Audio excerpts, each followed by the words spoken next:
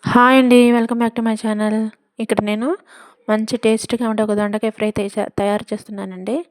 చూడండి, ఇక్కడ నేను పావు కేజీ దొండకాయలు శుభ్రంగా కడిగి చిన్న చిన్న ముక్కలుగా కట్ చేశాను. దీనిలోనికి ఒక 12 నుంచి ఒక 15 బీన్స్ కూడా తీసుకొని చిన్న ముక్కలుగా కట్ చేశాను. 2 క్యారెట్స్ తీసుకొని కూడా వాటిని కట్ చేసి పెట్టుకున్నాను.